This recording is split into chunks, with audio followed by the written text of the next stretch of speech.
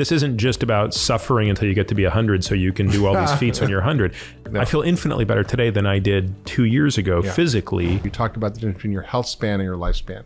And you talk about how do you get in the Centenarian Olympics as opposed to just being alive when you're 100. Right. And you've mapped out a number of different things that are linked to more rapid aging and ways to address that. And the factors that seem to be coming up in the science are things like inflammation and mitochondrial issues, which is your energy factory, and the role of sugar and glucose, and some of these really interesting things that we can actually modify. So what's your view of the whole idea of how do we biohack our lifespan to get our health span to equal our lifespan? Meaning you are healthy till you die, and then you just die. Right. At 120. Yep. I think... By the way, what are you going for? Because I'm curious. Look, I mean, I just want to exceed what my genetic potential is. I mean, I think genetically, I'm probably the guy who's wired to make it to his 80s. So I use 100 as a mental model because I can picture how old my kids will be when I'm 100, and how old their kids will be, and probably how old their kids' will be. And I've mapped all this out. Not because I have any belief that I have some control over this, or that, you know, somehow like the world is, you know, predetermined in that way, but it allows me to think about how to reverse engineer this problem. Yeah. So, you know, you talked about sort of the Centenarian Olympics, which is this idea that I've developed about a year ago as a way to kind of communicate this to my patients, which says, you know, so back up for a second. 4 years ago, I basically just stopped doing competitive sports. You know, I stopped, you know, doing like bike races where, you know, like you're trying to like win a little trophy or a medal, or swim races or all these sorts of things. And, you know, I sort of felt a bit of a void in my life when I stopped in 2015, which was, this is the first time in my life since I was 13. So that's almost 30 years where I don't have a goal. Like, there's not a specific purpose that's taking me to the gym to do this thing, to train for this event. Right. And what I realized is actually I have a much more important goal than I've ever thought of before, because those other goals were quite arbitrary. Like, how fast can you ride 40 kilometers on your bike? Or, you know, can you swim to Catalina Island? Those are interesting, but quite arbitrary. But a much more interesting goal to me is, how could I be the most kick-ass 100-year-old to make sure that, you know, when my kids are in their 60s and their kids are in their 30s and their kids are the age of my kids today, what is the life that I imagine living? And I mapped out 18 things that I need to be able to do physically to feel fulfilled. Wow. Yeah. And very, very specific give us a few things. of those. Okay.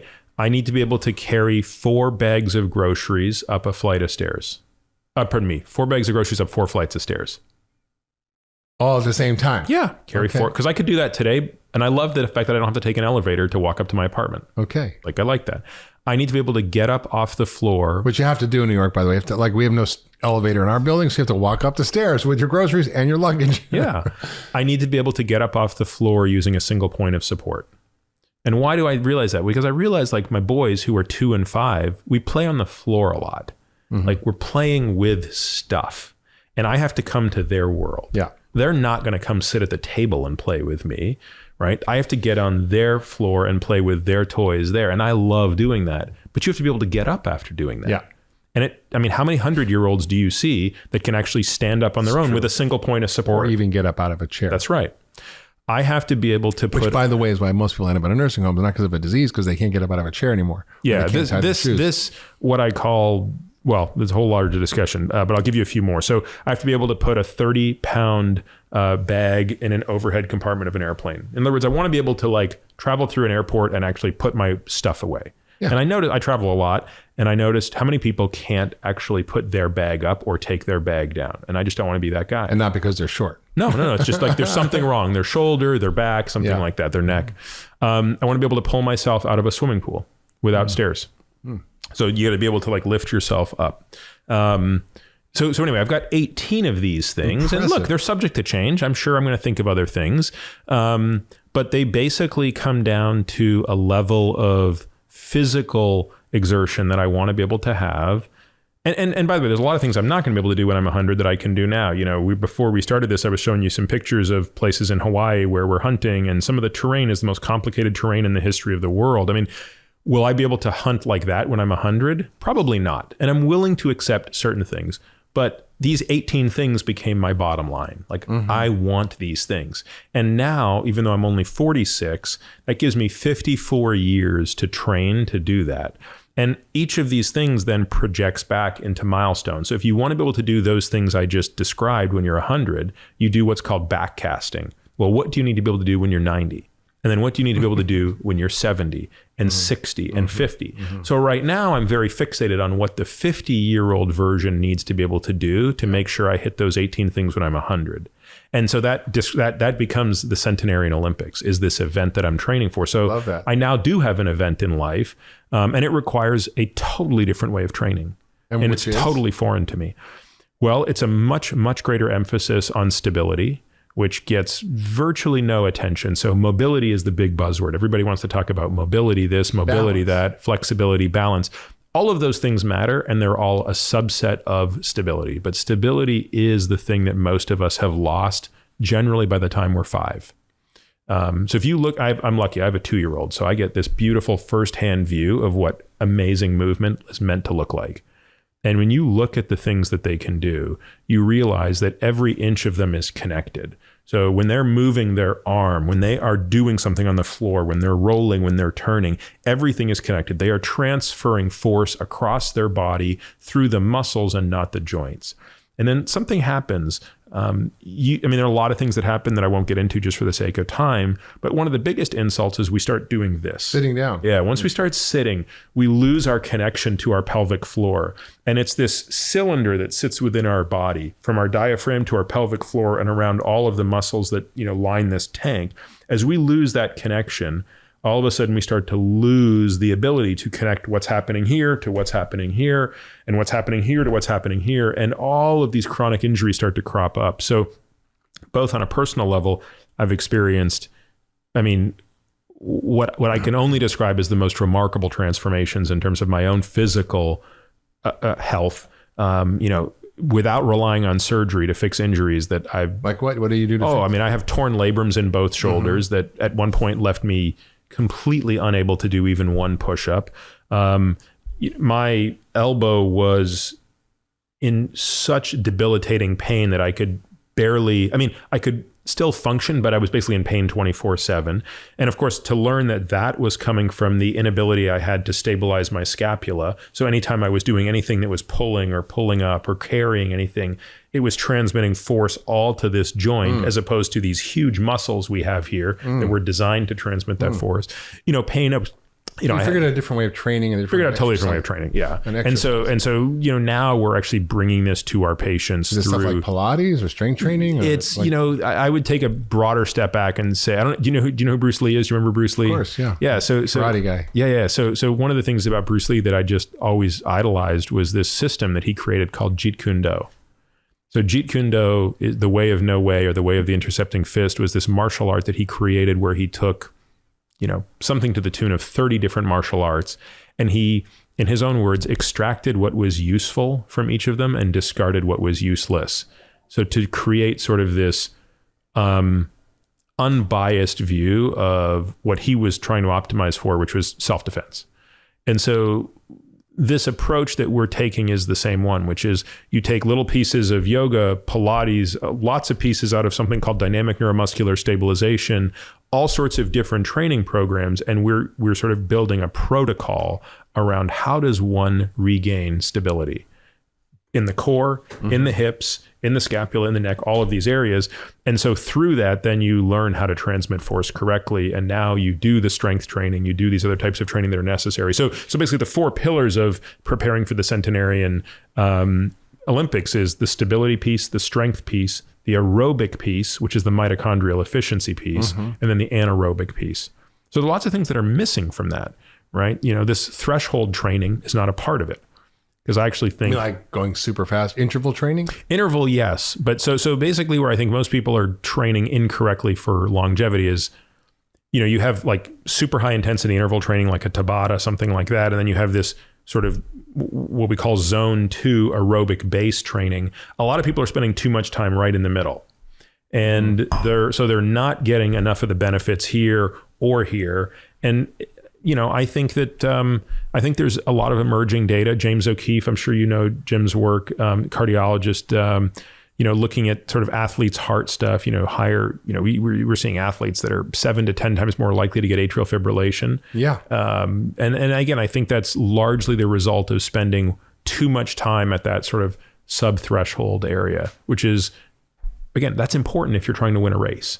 I'm not saying that type of training shouldn't be done, but you have to be clear on your objective. And if your objective is to win a race, then you have to train at that zone. Yeah. But if your objective is to do all these things that I have on my list of 18, it's more functional life, physical fitness. Right. Physical fitness is incredibly efficient mitochondria, incredibly fit aerobic base with the capacity to take very, hard short-term bursts.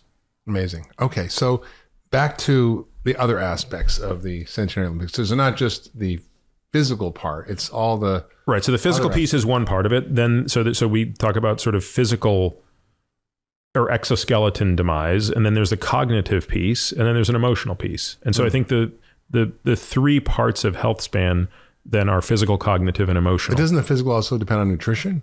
Oh, yes. Remember, these are the objectives. So I'm talking about the outcomes, right? Outcomes. Yeah. So you have, I sort of think of the 5 tactics that we have, right? The nutritional piece, the exercise piece, the sleep piece, the distress management piece, the drugs and supplements. Those are your tools to affect change.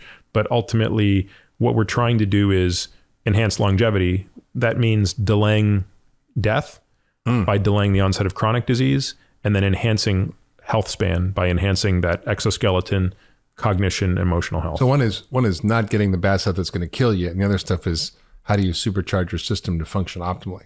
Right? Yeah, because and they're kind of related, but they are, but they do require each of those 4 axes require very deliberate attention. The not dying part requires attention, and basically, you're going to die. If you're a non-smoker in the developed world, you're very likely to die from atherosclerosis, cancer, or an accident. Those are, and again, you can dive into what those accidents look like. This is where you see an intersection with the physical Centenarian Olympics piece, right? Is, what's the leading cause of death overall? It's accidental death.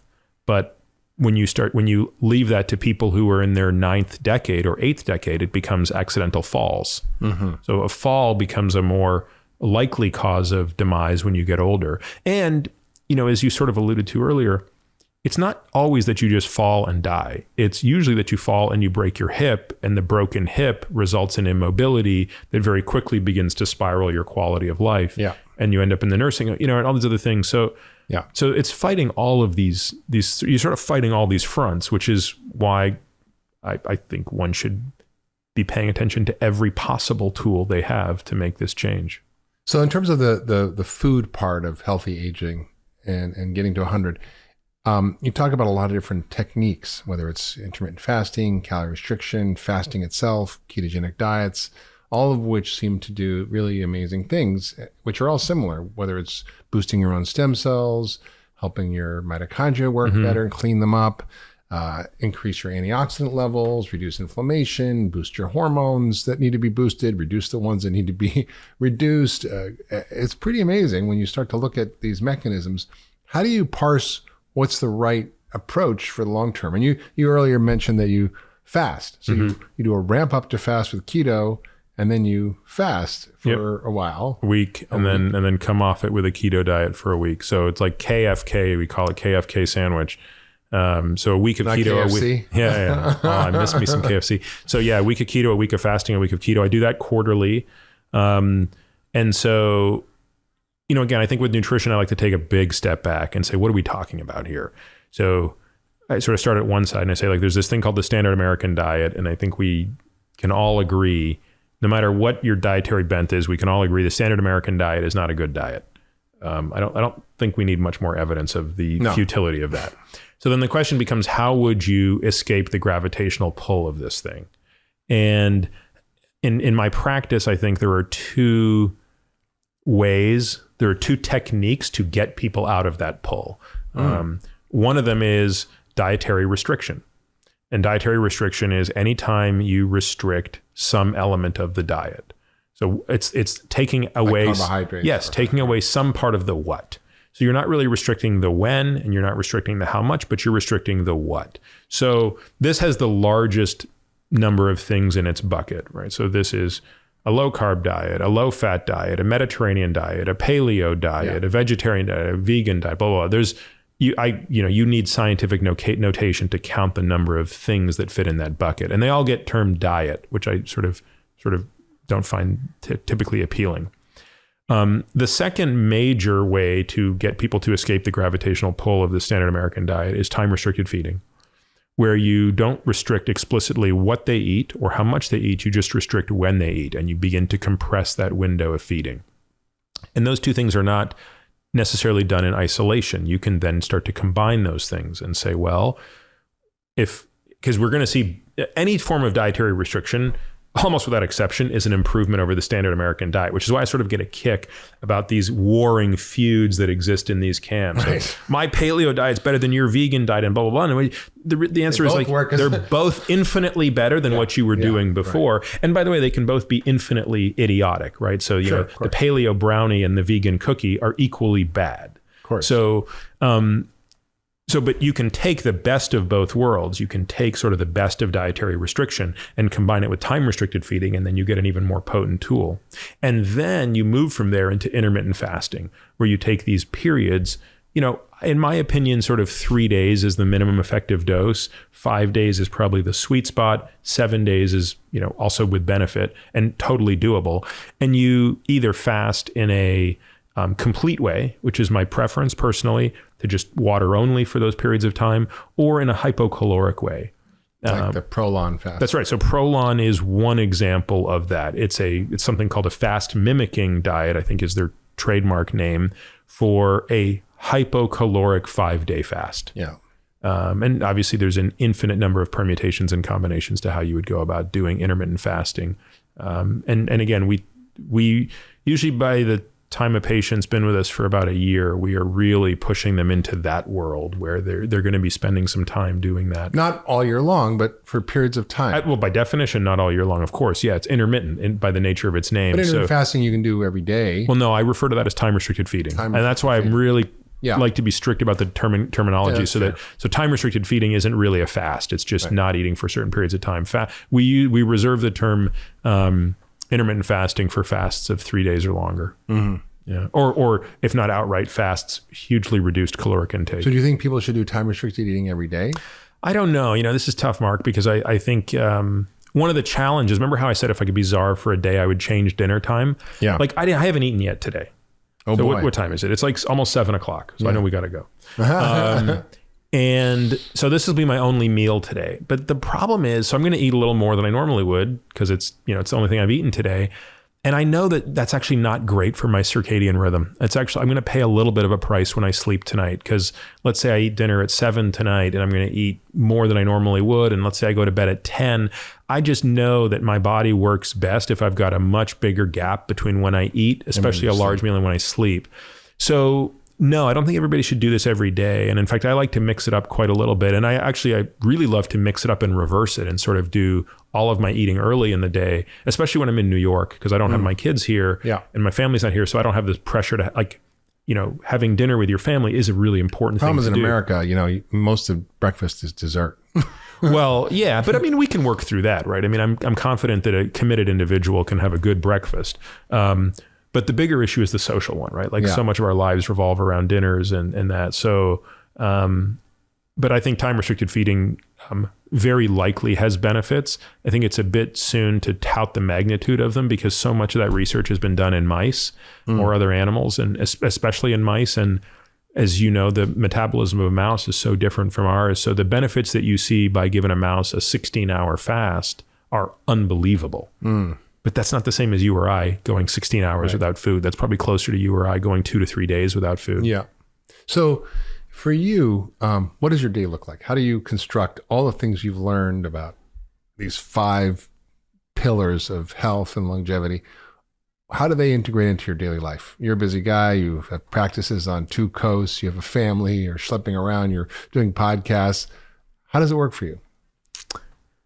You know, I was just talking about this with my assistant this morning because I was sort of, or maybe it was yesterday, and I sort of said, you know, I haven't meditated in a few days and I really feel the difference. Like I'm really, really snippy and grouchy and just generally kind of a jerk. And she's like, look, Peter, you just need to be more disciplined about this. You're so disciplined about, like, you never miss a workout. You're really disciplined about, you know, all of these things you do. You're very disciplined about your archery. You know, you're up there practicing twice a day, every day when you're home and blah, blah, blah. And she's like, you know, we need to get back to a routine that we've done in the past, which is we used to put your meditations on the calendar and it was, you treated it like you treated an appointment. And I was like, you know, you're right. I've been a little bit out of my routine, which is, so for me, the right day is I wake up and I meditate before I do a single other thing, before I make a coffee, certainly before I look at email or anything like that.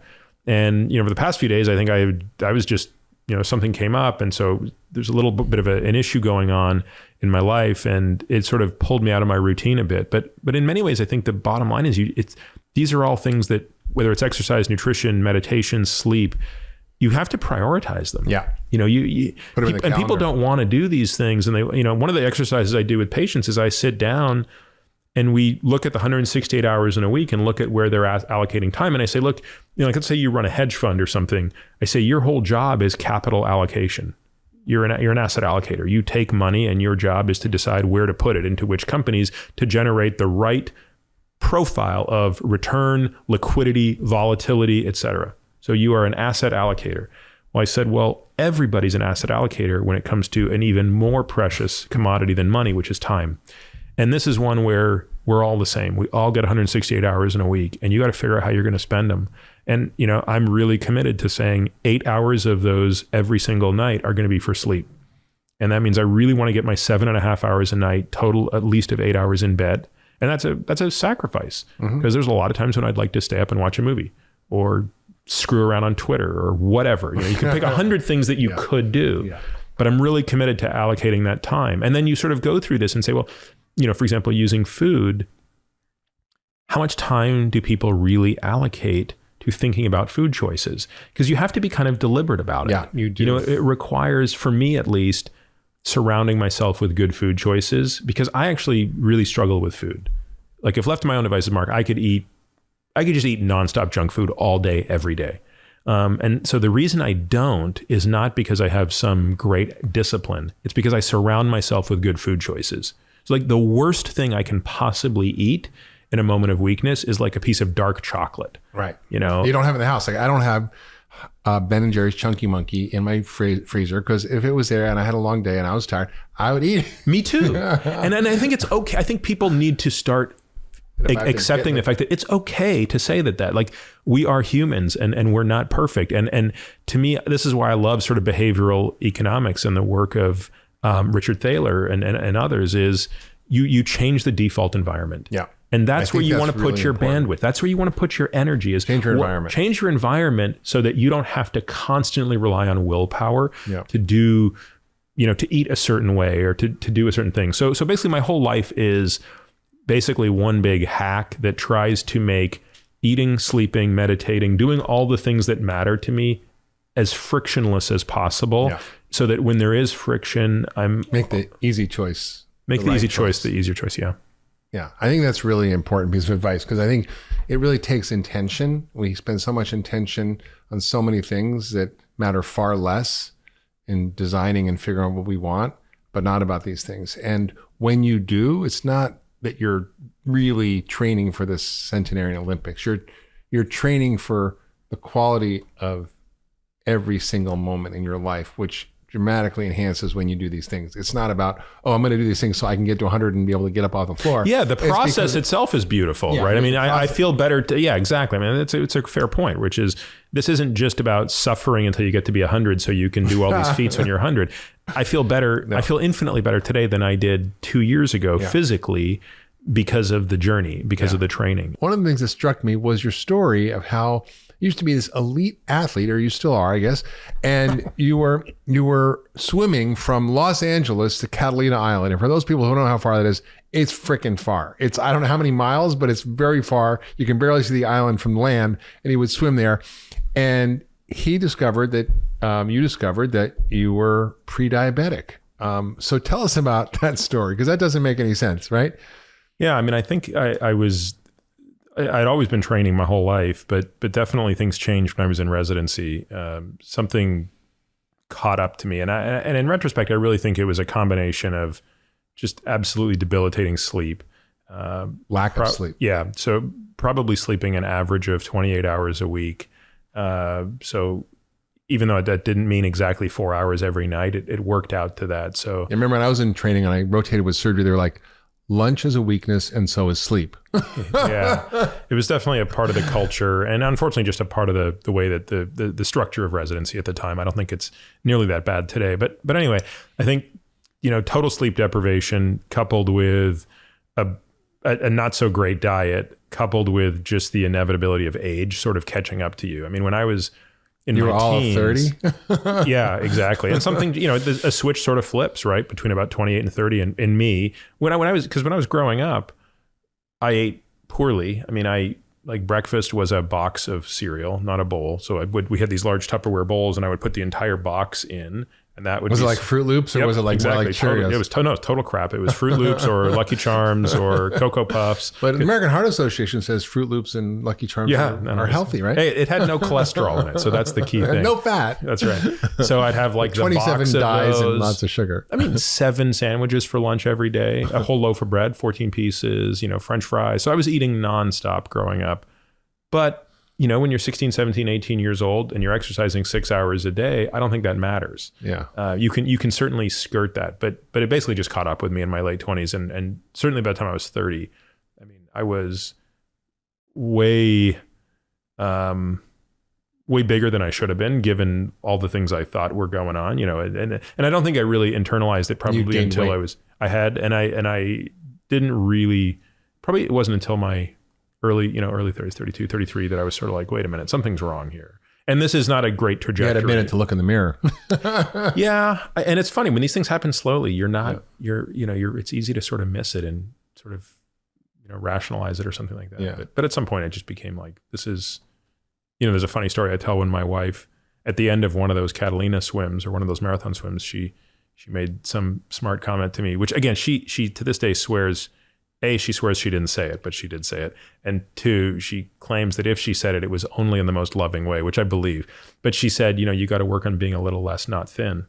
After I got out of the water, because there's this picture of me with a towel around my waist and my belly's like hanging out over the towel and stuff like that. So that day was kind of the day when I was like, all right, I got to sort of figure this out. So you can't exercise your way out of a bad diet. I don't think you can with a certain other set of parameters in place. If your sleep is also problematic, if your cortisol levels are also problematic, I think it becomes very difficult to exercise your way out of a bad diet and those other bad factors. And also, one shouldn't aspire to do that, right? Like, I mean, I was swimming at least 4 hours a day in training, plus lifting weights and other things like that. So at some point you have to have a life too. Like, in other words, if someone had said the answer, Peter, is you just need another 2 hours a day of exercise, I'm not sure that would have been a practical so solution. 4 hours a day of exercise and you were still overweight. Yeah. Okay. So that is because you were eating. I believe it's a combination of a lot of things. I believe it's a diet that was incredibly high in both, what we would consider, reasonable carbohydrates, but also a lot of crappy carbohydrates. And I actually think one of the more sinister things was, especially when I go back and kind of look at my food journals, my training logs and stuff, is I was probably drinking like 4 1-liter bottles of Gatorade or Powerade a day. Yeah. And I think that's healthy, right? Apparently. So I think, why would you drink blue juice? That's I think a lot of that stuff coupled with just constantly, also there's a belief that you had to sort of constantly be glycogen loaded. So like a lot of my big training swims, as you sort of got closer and closer to doing the long swims, you'd be doing these swims of 6 hours and stuff in training. And I remember the eating routine around that, it never occurred to me that I could probably do that with minimal nutrition if I were more fat adapted. So instead it was I'd wake up and eat, imagine taking a measuring cup and putting 2 cups of dry steel cut oats in that, and think of how much oatmeal huge, that actually makes when it's oatmeal, cooked, right? It's like 6 cups of oatmeal or something. So I was always sort of glycogen loading. But you can only load 2,500 calories of glycogen in your muscles, so you run out of that pretty quick if you're swimming for 6 hours. Yeah, so then you're drinking your Gatorade and Powerade and Hammer Perpetuum and all the sport drinks of the time. Yeah. And that led to this prediabetes state, and then you kind of figured out that this carb loading, and even though it was healthy carbs, still wasn't the solution, and you sort of discovered that if you actually cut out all that starch and sugar and started eating a lot of fat, it changed everything. And you actually became a ketogenic for a while. Yeah, I actually spent, the journey started, and for about 2 years, I was really tinkering with carbs and, which ones could be reduced, which ones could be maintained, et cetera. But it's sort of, in the end, I got to a point where the last thing I could try was this sort of, at the time, really out there idea of nutritional ketosis. There weren't really a lot of people talking about it. There was every best-selling book was keto, right? It's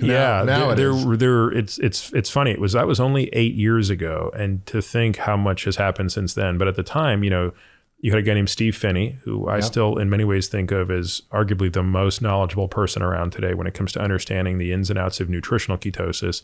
A colleague of his named Jeff Volek. And they were basically the only two. There was a guy named Lyle McDonald who had written a book on the topic, but he was just a hard guy to get a hold of. He wasn't someone that I just couldn't get a hold of him. So those guys wrote a book called The Art of Low Carbohydrate Performance. They hadn't written it yet, but it was there was a book that they were in the process of writing called The Art and Science of Low Carbohydrate Living. And so I got an early pre-release copy of that, plus just their mentorship and constant emails and phone calls as I started sort of tinkering through it. I haven't read a single book on keto, so I can't.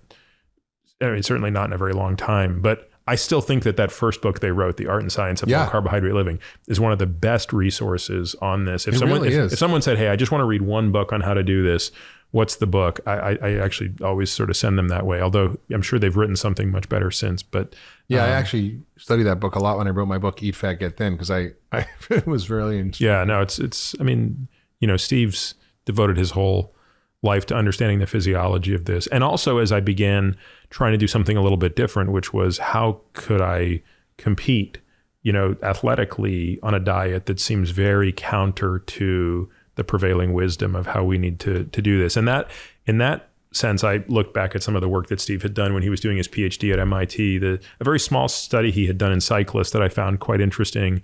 And, from there, it just became sort of more of an interesting thing to tinker in. And I think I learned, at least for me, where those limitations were. Where was the ketogenic diet going to be in its sweet spot? And then where was it, frankly, going to not serve you well? And what was your experience with it? Well, I think the ketogenic diet is a great diet for steady state activity below threshold. And I think... And what does that mean for the average person? Yeah, so your threshold, we talk about that in cycling or running as the maximum pace you can sustain for an hour. So if you're a lay person, you might think, well, that can't be that fast because if it's an hour. But if you're an athlete, your all-out 1 hour pace is still pretty brisk. That's like, for example, I don't train in those sports anymore. Like the amount of power I used to be able to put out for an hour, I couldn't put out today for 6 minutes. Yeah. Not a chance. So whatever that number is when you're fit, anything that's above that, the ketogenic diet is really not the optimal diet. You need the glycogen. And in states of ketosis, you're simply not optimizing around that. You're really optimizing around what the mitochondria are doing. And so for example, if you were going to try to win the Tour de France, I think there's huge benefits to eating less carbs than you probably think you need. Yeah. But I just you don't. Need some. You absolutely do. And by the way, some is relative. You probably need like 300 to 400 grams a day. Which, by the way, is not a lot. It's not. And again, those guys are just different animals. They just have a different level of physiology. But I think that sort of the pendulum has swung a little bit too far. And now I hear too many people, I think, making bold claims like, carbohydrates are bad for any athlete, and everyone should be able to do everything perfectly on a ketogenic diet, and I think that's equally sort of flawed and sort of misleading. And I find if I just eat way too little carbohydrates and more fat, I'll start to lose weight. Yeah, too much weight. And yeah, some people have that issue. Some people don't. I mean, I'm similarly very responsive to carbohydrate restriction. Even just a week of going back into ketosis, which I always do before my week of fasting. It's amazed at how much weight I lose. And it's not just water weight. Initially, it's obviously quite a bit of water weight. As you start to deplete glycogen, every gram of glycogen that you lose, you're going to lose about 3 to 4 grams of water. Initially, it gets displaced into the plasma, but then ultimately you're going to secrete it. So you're losing that water weight. But I mean, I'm definitely mobilizing fat very quickly on that diet. But, I've been humbled by the number of patients I've seen who you put them on a ketogenic diet and nothing budges. Yeah. Or they gain weight. Right. So that's the other thing that I think just, people have to sort of temper their enthusiasm for all of these things. Otherwise you run the risk of making the same sort of. It's not one size fits all. Not at all. And if other things aren't working right, if your sleep is not correct, if you have hypercortisolemia, if you have these other factors, in my experience, it's just really difficult to fix metabolic syndrome or metabolic dysregulation with just a nutritional hammer. Yeah, and there's other factors, right, that we know of. We know that your microbiome plays a role, that environmental toxins play a role, the things that are less obvious, that are not so dependent on what you eat or how much you exercise, which is striking. I mean, those animal studies where literally can take a skinny mouse and give them bacteria from a fat mouse, and that skinny mouse becomes fat without eating any different amount of food. And vice versa. They can lose weight by simply doing the reverse. So, this sort of brings me to the whole issue of fat. And cholesterol and heart disease and lipids and blood tests around cholesterol, statins. It's a very messy field. And, one of the challenges is that, we hear, and I think we've sort of gotten over this, that fat makes you fat and that fat causes heart disease. I think that's mostly been debunked, except for there's still a pretty hefty group of scientists who are saying that we should not eat saturated fat. Mm-hmm. And that, if your cholesterol's high, you need statins. And it's pretty LDL focused, which is LDL cholesterol, which is basically the test you get at your regular doctor's test. But you've gone into this in a really robust way. And for people who are interested, there's 9 articles on Peter's website, peterattiamd.com, which go into this. So if you're in all truth, I think those are so dated right now, Mark. I wrote that series in 2012, 2013. Yeah. And, in terms of our understanding of this space, changed a lot. I almost would be embarrassed to go back and read those when I contrast it with how much more is understood today. So if people are really interested, what I'd actually direct them towards is a few podcasts that I've done with the world's experts. The thing is, I'm not a world's expert. Podcast is The Drive. That's right. Yeah. So which you can find iTunes, through there. Great podcast. And so there's an interview I did with Ron Krause, which is one interview. And then there's a 5-part series I did with Tom Dayspring, who, these would be 2 of the 5 most knowledgeable people on the planet, not in the country, on the planet, when it comes to this topic. And, so that's those would to me be the best references on the nuances of this topic. And, the nice thing about Ron and Tom is they're both super interested in the nutritional side of this as well. In other words, they don't just come at this through the lens of the pharmacologic hammer is the only approach. And I think they also just bring with them sort of the humility that says, look, we don't know everything. In fact, we clearly don't, because as the saying goes, the further you get from the shore, the deeper the water gets. So, for example, like here's something we don't know at all today that I think we thought we knew 7 years ago. We thought we sort of understood HDL biology before. Everybody talks about HDL as the quote unquote good cholesterol, a term that makes me want to kill kittens. Oh no, our cats are hiding. And we sort of thought we had a sense of what mattered, like a high HDL cholesterol was good. Mm-hmm. And we now know that that's an association that's along for the ride, but any efforts to raise the cholesterol of HDL have either backfired and become harmful or at best not helpful. And there's no such thing as HDL. There are many varieties of it, right? Sure. So, and it turns out that it's the function of the HDL that matters. And yet we don't have a test to measure HDL functionality. So I'm almost at the point where I think it's safe to say I almost don't even pay attention to HDL anymore. Really? If someone's got an HDL 39, you don't worry? I mean, there's nothing I can do about it other than if I believe that it is a consequence of metabolic dysregulation, which we're going to try to correct anyway.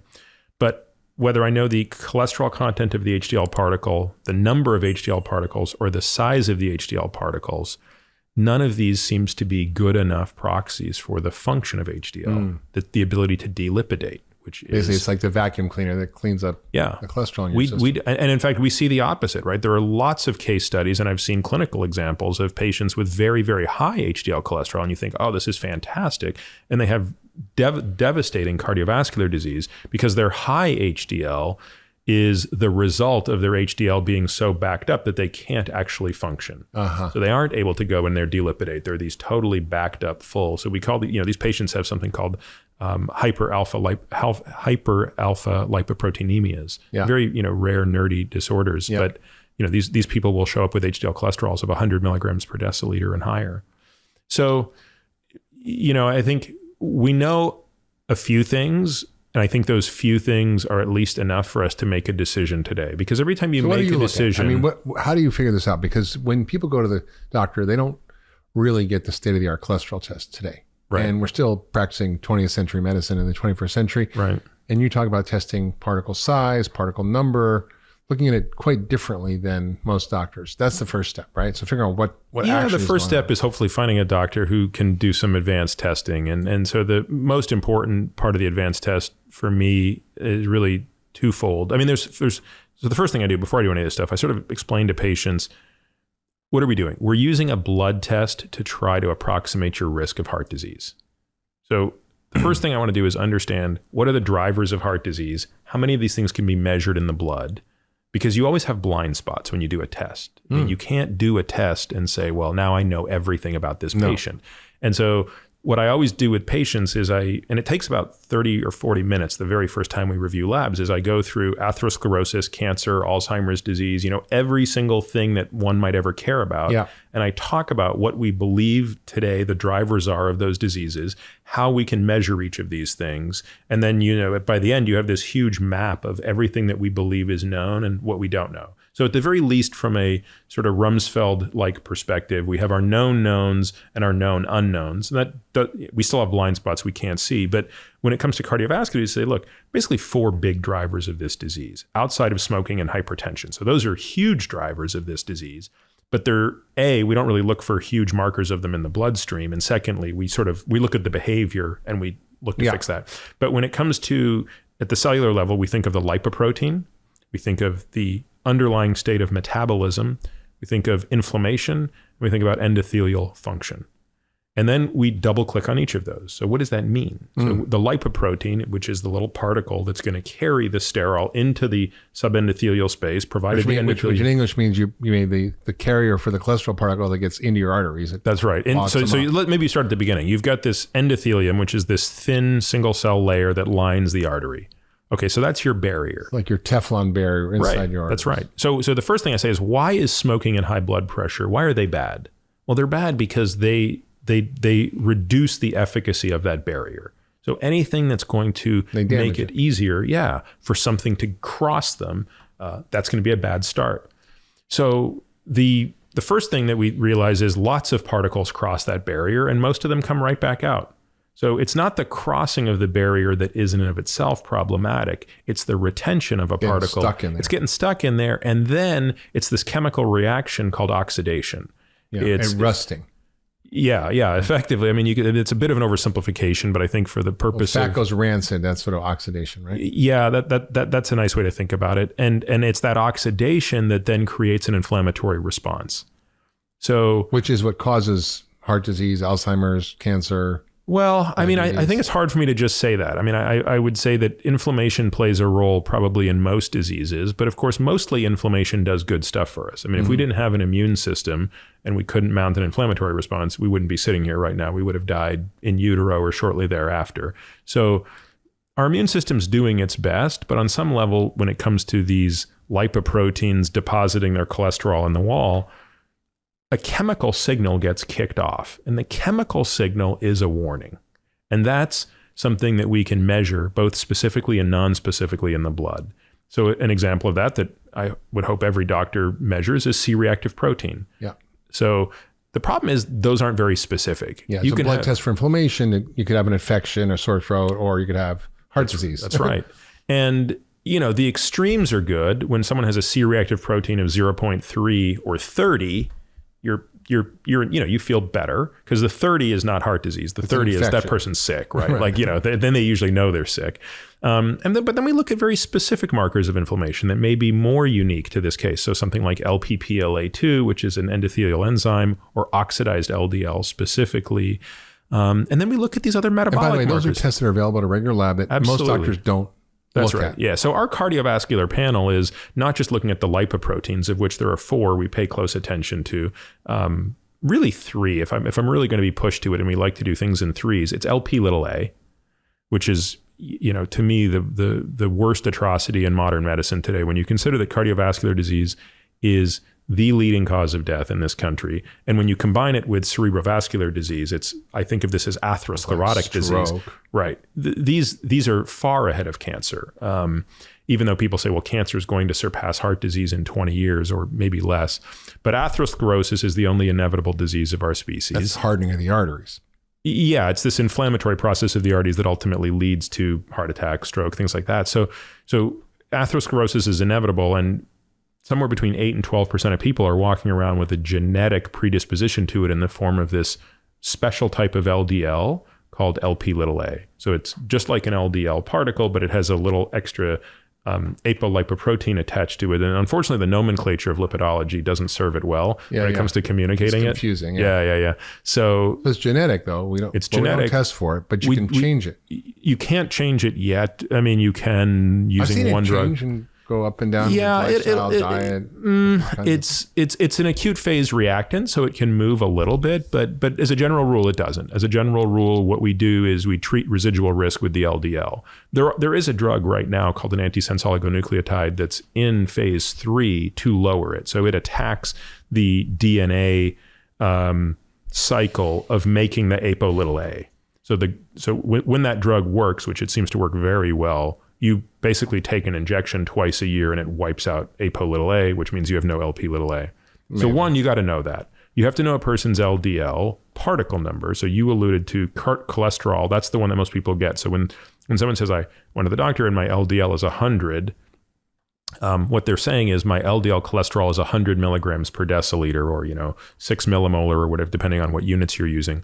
And that's just saying, what's the concentration of all the cholesterol contained within the LDL particles? Yeah, it's the weight of it in your blood, basically. Yes, it's the density, right? So mass per unit volume of the cholesterol in the particle. Now, that has some predictive capacity, but it's not actually great.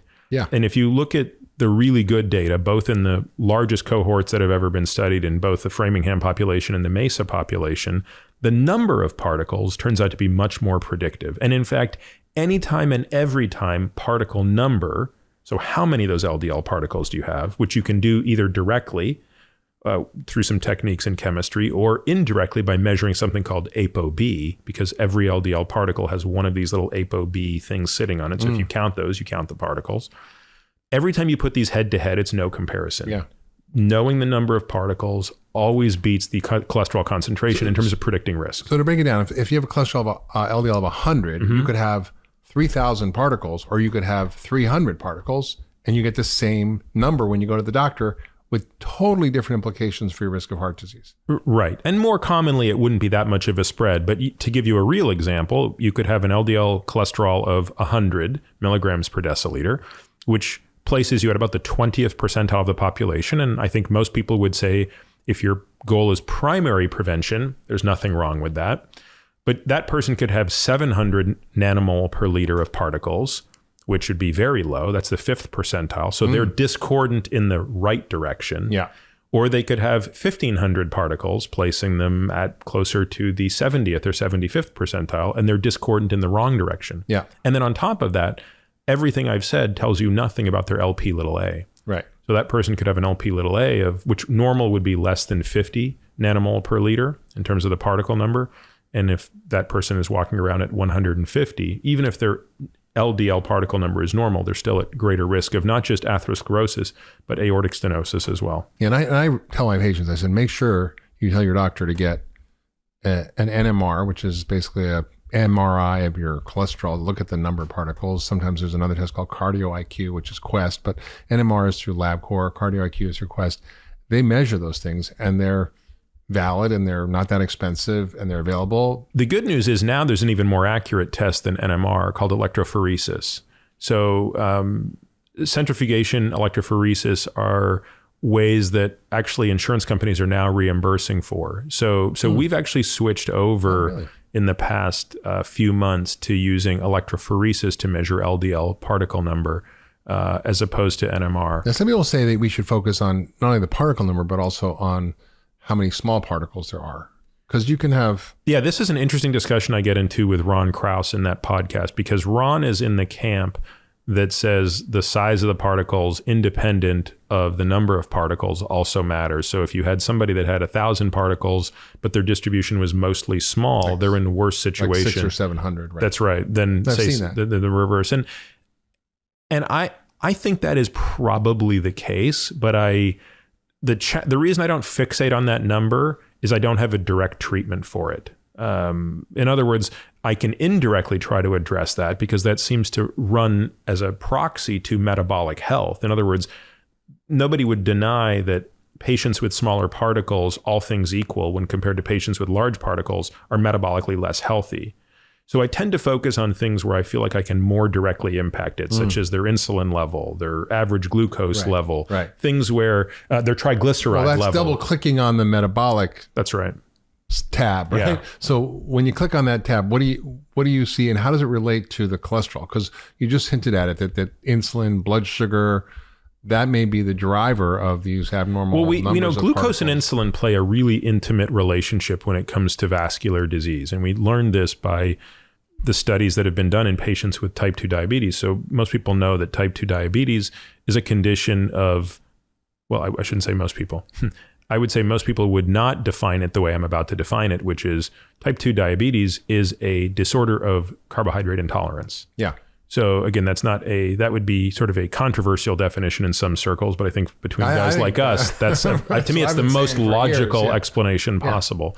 So if you have a disorder of carbohydrate metabolism, you are not able to metabolize whatever carbohydrate load you have. Your glucose levels are going to be higher and higher and higher. And so the diagnosis of diabetes is made, in my opinion, poorly by using this proxy or average blood glucose called the hemoglobin A1C.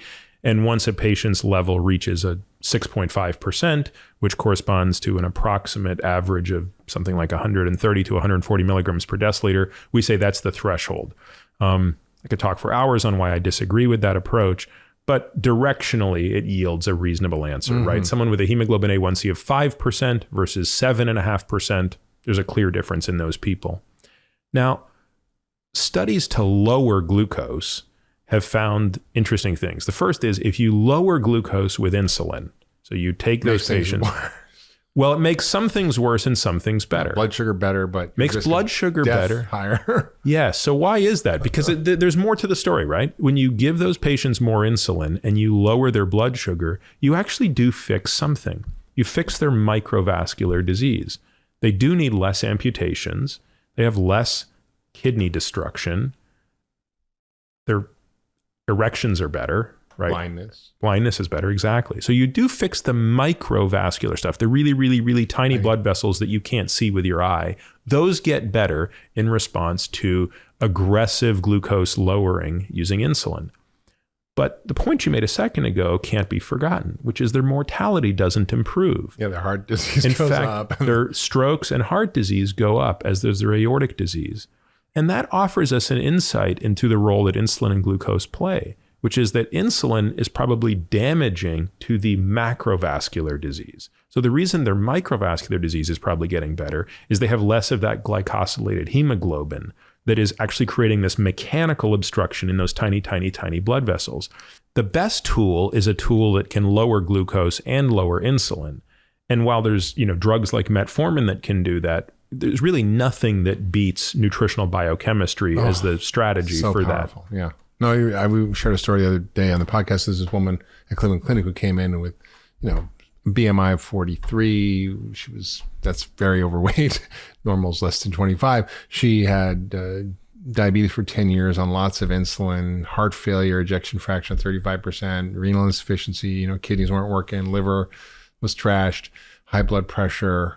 And within 3 days of putting her on a very low carbohydrate, higher fat diet, not keto, but some version in the middle, she got off insulin. Within 3 months, her blood sugar was normal. She was off all her meds. She lost 43 pounds. Her ejection fraction was 54%, which is normal. And her kidney functions got better. And every year she lost 116 pounds. And it was all through food.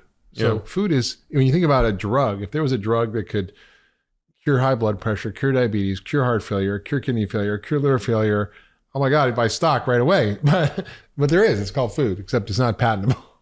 Yeah, and look, it's harder, right? I mean, the reason we like drugs is the effectiveness is higher. Mm-hmm. So food, I think, has more efficacy for the most part. It depends on the situation, but as a general rule for metabolic health, food by far has the most efficacy, or absence of food. I would argue fasting is the single most important tool we have in our nutritional toolkit.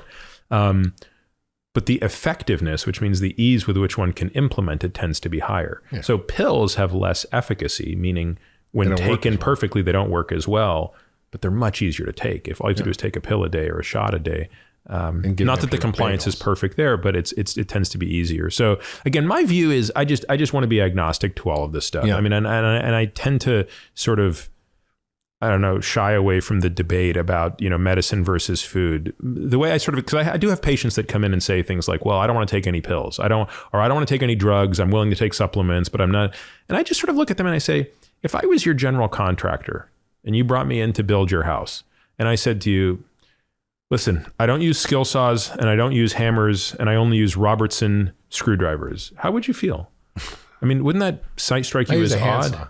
Yeah, it's like, how about a contractor who says, I have every tool there is and I'm quite facile at using them, and we'll spend all of our time trying to understand what's the best tool for the particular job. Exactly, so I think there are 5 broad baskets of tools, of which nutrition is one, and drugs are one. Yeah.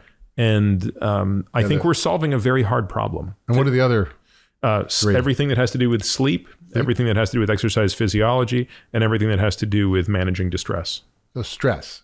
Well, I hate the word stress, Mark. Distress. Yeah, I think distress is much more, it's sort of distress tolerance is really what it comes down to. Stress, I mean, look. Stress resiliency? Or? Yeah, it's broader than that, but it's everything that fits around how you manage the endocrine response, physiologic response to distress. How you manage your life, basically, and your response to it. Yeah, and it's, this is something that I think up until, 4 years ago, I dismissed as sort of outside of the purview of trying to live longer. I just didn't think that I thought that was 100% sort of a function of your disposition as a person, and it didn't matter that much. And, and I interviewed Robert Sapolsky, who wrote Why Zebras Get Ulcers recently. And it was just a wonderful discussion to really get into kind of the physiology of stress and why is hypercortisolemia problematic.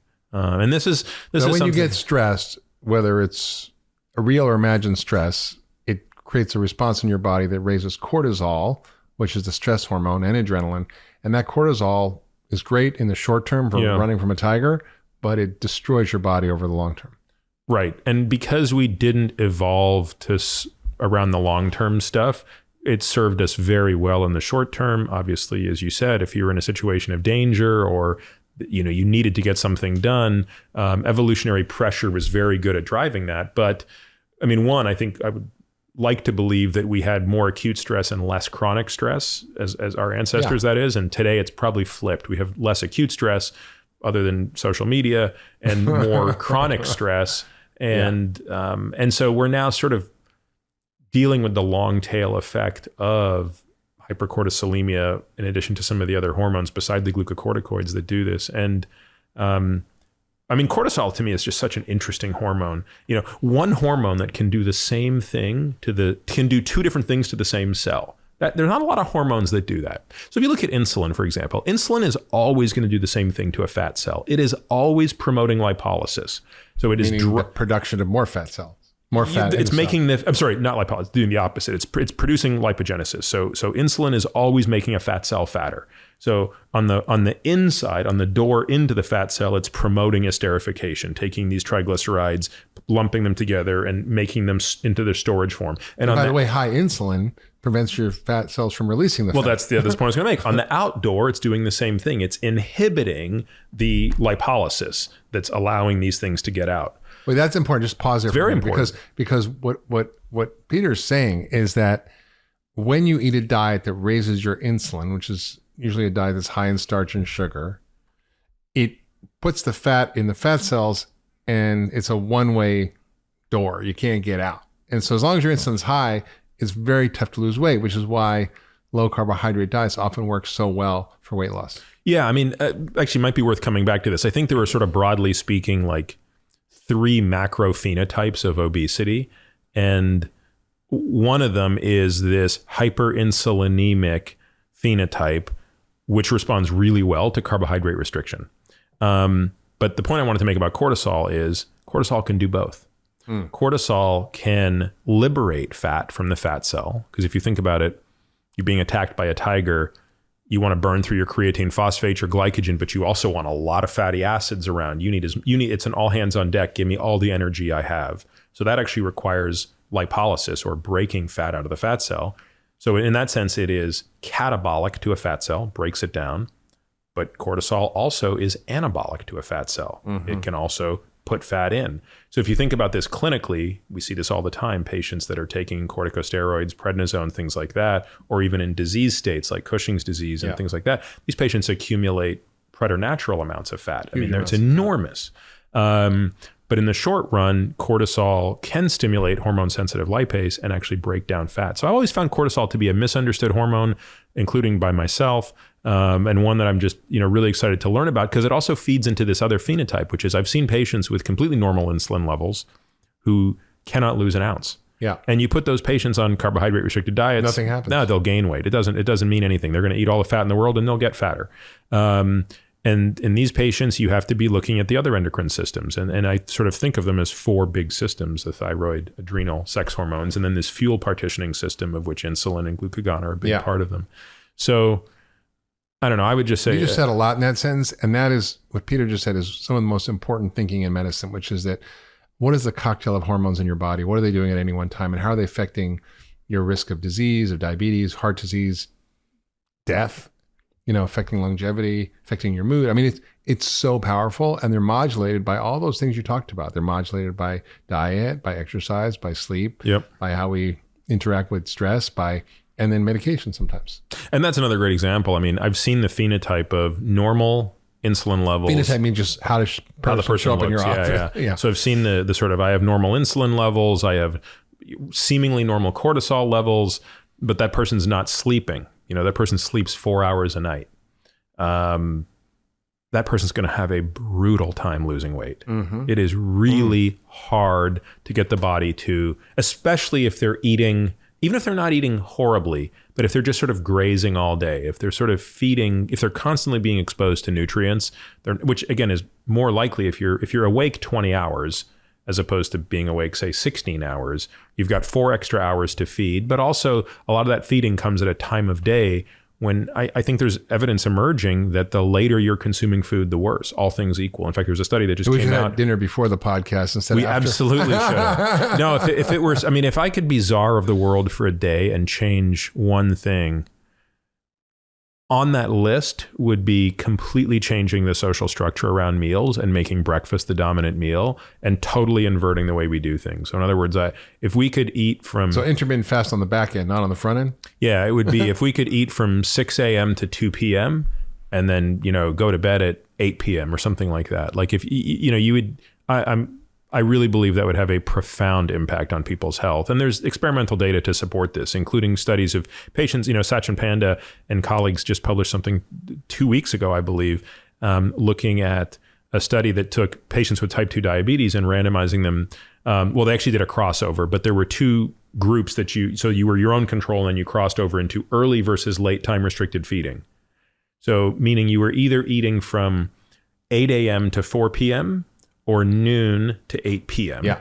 So same feeding window, same amount of food. Both groups had an enormous reduction in average glucose relative to their non-crossed over self. But the early feeding window had lower average glucose than the late feeding window. Interesting. And again, I think that's consistent with the animal literature that says we are more insulin sensitive in the morning. Okay, so backing up a little bit, when you talk about phenotypes, you talk about there are different types of obesity. It's not uniform. Right. And there are different types of profiles of your cholesterol, and it's not all uniform. And they don't respond uniformly. I have two interesting patients. One had the worst lipid profile with, a total cholesterol of 300, triglycerides of 300, an HDL of like 30. This is terrible numbers. And her particle numbers were really high, over 2,000 for LDL. And she really struggled to lose weight, tried to do the right things. So I put her on a ketogenic diet, crossed my fingers. She dropped 20 pounds like that. Mm-hmm. Her numbers plummeted. Her cholesterol went to 200. Her triglycerides went to under 100. Her HDL popped up 40 points. And I was like, this is impressive. So another guy, but he wasn't overweight, similar profile. It actually didn't change. And he was a biker. He exercised. And he's probably what we call the lean mass hyperresponders. And I think I'm probably in that category because if I tend to eat more saturated fat, I'll see my lipids get worse, whereas others get better. So we say saturated fat is good or bad. The answer is sort of it depends, right? That's my take, Mark. I mean, this is a controversial topic, and I'm probably at the limits to which I'm interested in talking about it because I've spent so much time talking about it. My view on this is So it comes down to the belief, which is, are lipoproteins necessary but not sufficient for atherosclerosis? And it's a very important question in biology. We always have to ask that question about anything we're trying to figure out, right? Is an ApoE gene necessary but not sufficient, necessary and sufficient, neither necessary nor sufficient for someone to get Alzheimer's disease? Right. And we have to be able to unpack everything that way. I think the evidence with atherosclerosis and lipoproteins is as close to unambiguous as you can get in medicine and biology, which is to say the lipoprotein, the LDL thing that we talk about, is a necessary but not sufficient condition for atherosclerosis. In other words, you can't get atherosclerosis if you don't have the lipoprotein, but just because you have the lipoprotein or a lot of them doesn't mean you're going to get atherosclerosis. There's not a one-to-one correlation. No. And the debate... Which makes it really confusing. It absolutely does. And unfortunately, that's biology. But look, that's most things. Smoking is neither necessary nor sufficient to get heart disease, but it's still causal. Yeah. This is very important. Let me repeat it. You don't have to smoke to get heart disease. And just because you smoke, you're not going to get heart disease. So it's neither necessary nor sufficient. But would anybody dispute the causal relationship between smoking and atherosclerosis? No. What about hypertension? It's neither necessary nor sufficient. You can get tons of heart disease with normal blood pressure, and you can have raging high blood pressure and not get heart disease. Correct. Would anybody at this point dispute the causal relationship between hypertension and atherosclerosis? No. Yet somehow when we come to lipids, people get all phosphorylated over the fact that you can have high LDL. Does that mean they're foaming at the mouth? Yeah, they're That's a fancy medical word for foaming at the mouth. Yeah. And so people will say, one of the arguments is, well, look, so-and-so is on a great diet. He's on a ketogenic diet. His LDL is through the roof, but look, his insulin is low. His hemoglobin A1C is low. He's metabolically healthy. He can't get heart disease. Yeah. To which I would argue, by what logic? Like, what is the evidence to suggest that? I would argue that certainly someone with high LDL who's metabolically healthy is in a much better shape than somebody who has a high LDL who's metabolically unhealthy. Of course, there is benefit in being metabolically healthy, but given that we don't really have the data, which I think is the argument of, do we have a cohort of 10,000 people on ketogenic diets who are in the phenotype you've described, which means they're metabolically healthy, but they have sky high LDL, and we have followed them for 40 years. Yeah. Do we have that cohort? Because if we do, we could get the answer to the question. We don't have that. In the absence of that, my rational brain, whatever, says, look, we have to abide by the precautionary principle, which is, in my mind, those patients should be treated. So with a statin? It depends. Again, there are 4 ways that LDL gets driven. LDL particle is driven by 4 things. The first is by the burden of triglyceride you have to carry. So the more triglycerides you have, the more of those particles you need, because those particles are carrying not just cholesterol, but triglyceride. So the first thing I'm always asking is, what is the burden of triglyceride? And if the LDL particle is high and the triglyceride is high, those patients will often respond very well to nutritional therapy. But if they don't, the normal triglyceride, then it's not as easy. Or if they don't respond. So I just actually saw a patient for the first time last week, and his trigs were 1,000. Wow, well, that's a genetic thing. Exactly. But the funny thing is, the doctors he was seeing before didn't seem that concerned about it because he had normal LDL cholesterol. So he had an LDL cholesterol of 130, which is about the 50th percentile. He's young, he's 38, but his trigs have historically varied between 300 and 1,000. And again, that's just an example of, I don't want to say bad medicine, but it is. It's just bad medicine, right? One, when you count his particles, they're through the roof because his particles aren't just having to carry around all of the cholesterol that you measure in the LDL cholesterol, but also the triglycerides. And secondly, he has a type 3 lipoproteinemia, 3B. And so he's at risk, not just from his LDL. Even if you drive his LDL down to 0 with all the drugs in the world, his risk is still sky high because his VLDL remnants are going to stick around forever. Yeah. So these are patients that need to be on another class of drug called fenofibrates. To lower the triglycerides. You have to lower the triglycerides specifically. So then the next trick we have up our sleeve is we lower cholesterol synthesis. And that's the drug of choice there is a statin. Statins inhibit an enzyme that is in the early part of the pathway for making cholesterol. And so by giving that enzyme, we reduce cholesterol synthesis. Now, most of the efficacy of statins probably doesn't come from the reduced cholesterol synthesis. It's that it plays a little trick on the liver, and the liver upregulates LDL receptors, and it pulls more LDL out of circulation. It's also an anti-inflammatory and an antioxidant. It almost assuredly has benefits from both of those things as well. So these sort of so-called pleiotropic benefits that come from its benefits beyond lipid lowering. Yeah. And I don't think it's an accident, by the way, that statins occur in nature. I have this shtick red that rice, I think, Chinese. Right, that's right. So it's on Chinese red roast pork that's all red. That's what's that called. Yeah, I mean, I don't think it's an accident that the 3 most, in my opinion, impressive drugs in the toolkit of longevity are all naturally occurring. Because which are? Well, I think rapamycin, metformin, and statins. Uh-huh. And the reason, which is not to say everybody should be on any or all of these drugs, but I just think these are drugs that do something. Each of them attacks or targets a very important piece of our biology. Mm-hmm. That if you didn't know any better, and I just said, "Hey, Mark, I got a great idea for you. Let's come up with a drug that stops mTOR."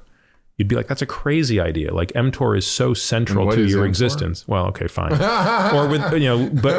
I said, let's go after a drug that targets complex 1 of the mitochondria. I mean, that sounds crazy. It shouldn't work. It should have profound toxicity. Mm-hmm. And yet the toxicity of statins, of metformin, of rapamycin is so low. Mm. And my totally unscientific rationale for that is all of these things occurred in nature, and nature's super smart. Mm. And, for example, like the bacteria that secreted rapamycin, which is how rapamycin was discovered on Easter Island. Yeah.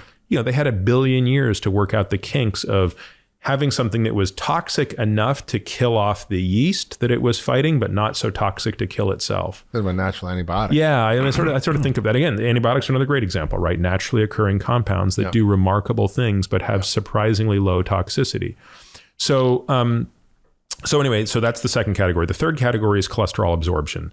So you can measure how much a person synthesizes or absorbs by looking at proxies. So you can look at intermediaries of the cholesterol synthetic pathway and measure their synthesis. Tests that you can absolutely nothing I'm talking about here is hard to find. It's not a test you're going to get when you go to your doctor. He's not going to say, well, you're a high cholesterol absorber, or you're more of a synthesizer, or you're both, or you're neither. That's right. You're not going to get that information, but it's available through commercially available tests. I mean, I guess I take for granted that I have these tests, and that every time I get to make a decision about this thing, I get to look at those tests. But I feel bad for docs that are trying to make these decisions without those decisions. It's like looking through goggles that are completely fogged up and trying to make a decision about what to do. Right. I'm in shock. I mean, I've been testing these things for 20 years when no one was testing them, and people thought I was crazy. CRP, why would you ever check that?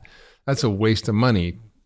Lipid particles, it was a small little lab that was, I think, somewhere in the Southeast that was doing this, and I used to work with them.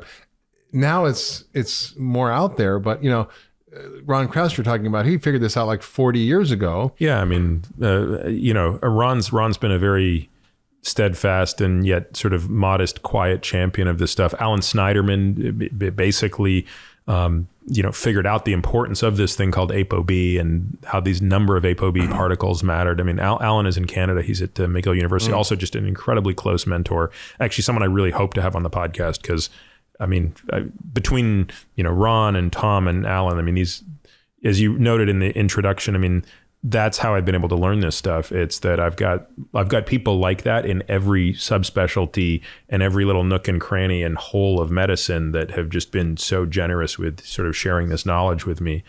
And then so then cholesterol absorption, as you said, we can measure this. We look at phytosterols, we look at stanols. They tell us how much they're absorbing. And just today I saw a patient with cholesterol. Her LDLP particle number is actually reasonable, but her family history is pretty bad. She actually has some calcifications in her coronary arteries. So we're not at goal yet. She's already on a statin, not a high dose, but when you see her sterols, you realize the wrong answer is to just hammer her with more statin when I have this totally other target of these, profound high absorption. So we give her a different type of drug that actually blocks the absorption of her sterol. Right. A bile acid blocker. No, I give her ezetimibe. Zetia. Yeah, the bile acid sequestrants they work, but they're not that well tolerated. Yeah. And then the last thing is if you have patients who have normal triglycerides, normal synthesis, normal absorption, or even they're hypoactive on those things, and they still have sky high levels, these patients usually fit into a category called familial hypercholesterolemia, where they have defective LDL receptors. And even though there are literally thousands of SNPs that make up this very heterogeneous, that's right, that make up this genetic sort of heterogeneous population, there are lots of people that don't rise to the level of having familial hypercholesterolemia, but they still have the same issue, which is defective LDL receptors. And so you can treat them indirectly with a statin, although I like to be very careful of that if they don't synthesize too much cholesterol. I don't like giving statins to patients that don't have a high degree of cholesterol synthesis. And we have a new drug now that's been around for 4, maybe close to 5 years now called PCSK9 inhibitors. And of course, there's issues with these drugs. They're not cheap, right? Yeah. And they're not going to be approved for most patients unless they have very advanced disease, they've already had a heart attack, or they, in fact, have familial hypercholesterolemia. But, I probably have a dozen patients taking PCSK9 inhibitors as well. And they're remarkable drugs, which, bringing it back to something you asked about earlier, also lower Lp(a) in most patients by about a third. But, it's interesting. You write that cholesterol is essential for life. Absolutely. Right? It's not something that's bad. It's part of every cell membrane. It's what your sex hormones are made from. It's essential. And yet you hear some cardiologists going, let's get it down to zero. Like, let's just use these new drugs, these PCSK9 inhibitors, and get them down. But remember, what we're measuring in the blood, which is what they're talking about, is largely irrelevant. I mean, so when you look at how PCSK9 inhibitors came about, they came about after a really interesting paper in the New England Journal of Medicine circa 2004. It's a very recent discovery, which was this population of people that had mutations of PCSK9. So the first group that were found were people that had hyperactive PCSK9. So what is PCSK9? Aside from being a mouthful, it is an enzyme, sort of an enzyme. You should really technically refer to it as a protein, but functionally it's an enzyme that degrades LDL receptors. So remember, and again, you can start to see why the layers of complexity make it such that it's just easier to take a black and white view of this stuff. Because if not, you then have to get into these details of your liver has LDL receptors. Yeah. You got this protein, it can break them down. And if you have a hyperactive version of that enzyme, which a subset of people do, you are constantly breaking down the LDL receptors. It means your LDL goes through the roof. These people are getting ravaged by heart disease. So that population was discovered first. But then more recently, a population of the opposite were discovered. These people had hypoactive PCSK9. So their enzyme was pretty pathetic, and therefore they were just growing LDL receptors all day long. They were staying there, and their LDL was really low. Again, these numbers were measured in LDL cholesterol level, but they were typically 10 to 20 milligrams per deciliter. I mean, incredibly low. Incredibly low. And guess what? They never got heart disease. And guess what? They also didn't seem to get any more cancer, Alzheimer's disease, or any other bad things as well. And I think for some people that really stumps them, because on the one hand, we're saying cholesterol is vital for life, which it is. But on the other hand, they're saying, but how can these people have such low cholesterol and be so functioning? And it basically comes down to realizing how narrow a window it is to look in the body at just the lipoproteins in the bloodstream. The lipoproteins in the bloodstream are just the things that are trafficking cholesterol between cells and back to the liver, and unfortunately sometimes over to the arteries of the heart, and fortunately sometimes from the artery of the heart back to the liver, and doing forward and reverse cholesterol transport. But it's, you want to talk about how narrow a view that is. That's sort of like trying to look through, a tiny, tiny crack in a door and actually see everything inside of a building. I mean, it's a grotesquely simplified view. The reality of it is every organ, every cell in the body makes cholesterol, every single cell. There's some debate about whether there are certain cells that maybe can't do it as well, but the bottom line is every cell makes cholesterol. And we have to sort of also trust nature a little bit. I think during the process of evolution, which was optimized around our early survival and reproduction, there is simply no way the body wouldn't have 150 redundant ways to make sure we had enough cholesterol. Yeah. Because as you point out, it's essential for life. If you don't have cholesterol in your cell, you're gone. Yeah. There are rare genetic disorders of low cholesterol, like synthesis and function, and these babies die in utero. I mean, These are rare, unheard of things. Anything that's going to prevent you from making sex hormones, forget about it. You would have figured that a long time ago. Yeah. So look, I'm not suggesting that everybody needs to walk around with an LDL cholesterol of 10 or 20, and I don't manage any of my patients to that level, and nor do I feel that statins should be in the drinking water, which is the extreme opposite view. That's right. I mean, it's like the amount of promotion of prevention for statins seems to be out sort of pacing the science of it. I'm not against statins, but I think they're used excessively. And I think that I always have the question in my mind of, if you're doing it in such a targeted, specific way that you are, it makes sense. If you're just saying like anybody with an LDL over 100, we need to get down to everybody gets on statin. There's mitochondrial injury, which we'll get into the longevity conversation in a minute, affects longevity. It seems to be linked to increased risk of diabetes and then some resistance. Yeah, I mean, that's the most quantifiable risk. Is there is clearly an increase in the risk of type 2 diabetes. But it's also important to quantify it, right? It's in absolute risk, it's actually quite small. But also the muscle effects are real. Yeah, the muscle effects are real. And we talk about this with Ron. I talk about this at length with Ron Krauss. So they reported in the literature, the incidence of myalgias, this muscle pain with statins, is about 5%.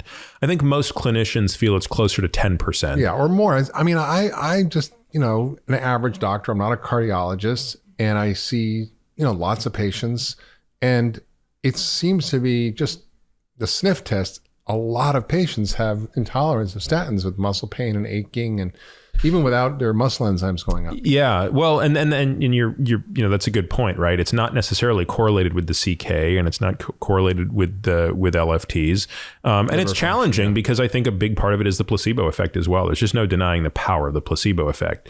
So it's really hard to study this, and that's why I think studies of self-reported, myalgias have reported as high as 1/3. Again, I said the literature says about 4.9%. I think it's probably in the 10% ballpark. But the other thing that I think most doctors aren't paying enough attention to is just how many statins are out there and how, I've had patients that absolutely positively have to be on a statin. It's really in their best interest. And when you cycle through the really popular ones, Crestor and Lipitor, they really experience pain, and I believe the pain is real. Again, even if it's the placebo effect, it doesn't matter. If they're experiencing pain, they're experiencing pain. So, but a lot of doctors don't realize you've got things like Livalo out there, which are far less potent, meaning they're not going to do as great a job at lowering LDL, but they are going to spare them a lot of those symptoms.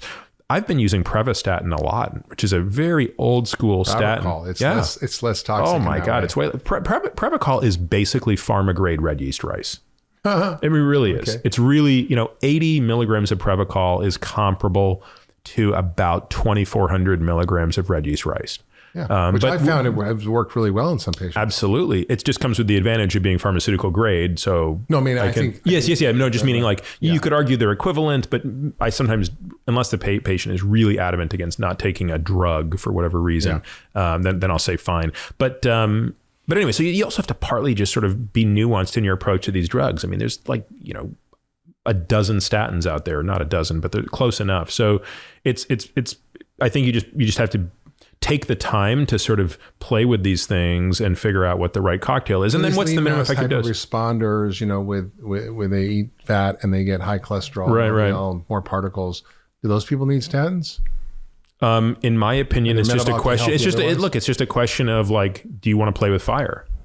So, one argument is, well, you can get more information, and I don't see any harm in doing that. So if you do something like calcium score, but again, it's important to understand these calcium scores are, calcium scores give you a 2x2 of information, right? So either the score is high or low, and the patient is young or old. And I actually talk about this at length on a podcast with Ethan Weiss, and he's a preventative cardiologist at UCSF, really a bright guy. And what we talk about is, look, you've got two squares of that, two categories of that four square that are not particularly helpful. So an older patient with calcification, you sort of expect that. So if a patient is, 70 years old, not that that's even that old anymore, but, what we would say historically, so someone who's 70 years old with a calcium score of 100, I've learned very little by the fact, like, that doesn't make me want to treat them any more or any less. Now, an 80-year-old with a calcium score of 0, all of a sudden that's a different story. Maybe that's the person you don't need to treat if there's another contraindication to it. Similarly, when you talk about the young patient, so I had a patient yesterday, he's 48 years old. His lipids are pretty wacky. And so I actually did a calcium score on him. I also did a CT angiogram on him for a different reason. And he was clean as a whistle. Yeah. So I said, look, the good news is you're clean as a whistle. The bad news is I expect you to be clean as a whistle. You're 48 years old. I mean, people don't understand what calcium means, like how late a state, that is the last and final stage of atherosclerosis. Yeah, it's, instead of soft plaque, it's hard plaque. It's the concrete on top of Chernobyl. So, I'm delighted that you don't have a calcium score at the age of 48, but that doesn't give you a clean bill of health. That just means that your 10-year risk is really low. I said, the probability you're going to die of a heart attack by the time you're 58 is less than 2%. That's awesome. It's better than if it were more than 2%.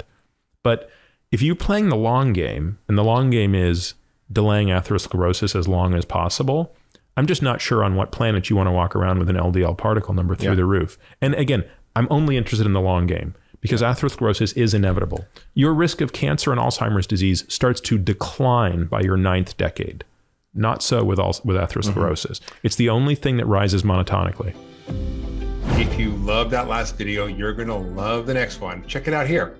Depression is not about serotonin. Yes, serotonin is an important neurotransmitter, but a large part of depression is actually related to neuroinflammation. In fact, studies have shown that people who have depression